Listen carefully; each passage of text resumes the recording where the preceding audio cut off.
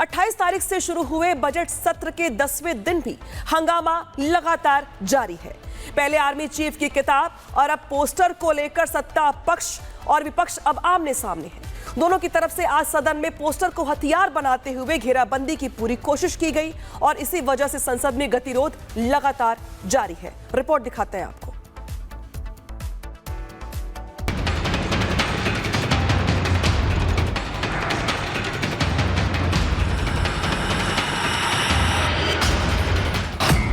विपक्ष का सरेंडर वाला पोस्टर,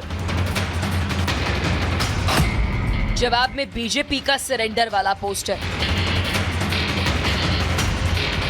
विपक्ष के सरेंडर वाले पोस्टर में निशाने पर हैं देश के मौजूदा प्रधानमंत्री नरेंद्र मोदी और बीजेपी के सरेंडर वाले पोस्टर में देश के पहले प्रधानमंत्री जवाहरलाल नेहरू को कटघरे में खड़ा कर दिया गया।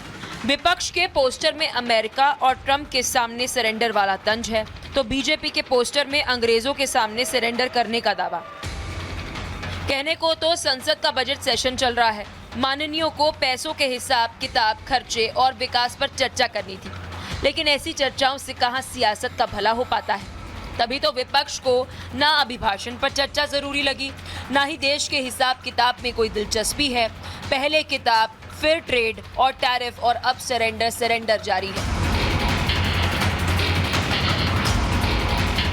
दरअसल अमेरिका के साथ ट्रेड डील को सरकार बड़ी उपलब्धि बता रही है, लेकिन विपक्ष ट्रेड डील के जरिए सरकार को कमजोर साबित करने में जुटी है।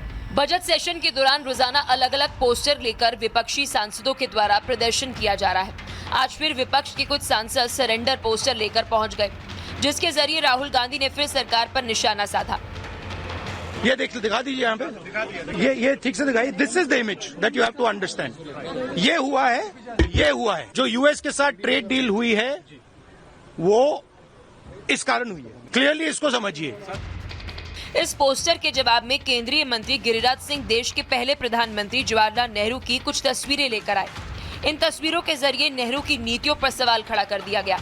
गिरिराज सिंह ने एक बार फिर इन पोस्टर्स के जरिए कश्मीर मुद्दे पर नेहरू को घेरने की कोशिश की। आरोप लगाया कि माउंटबेटन के प्रभाव में आकर नेहरू ने कश्मीर पर सरेंडर किया, अंग्रेजों के सामने घुटने टेके।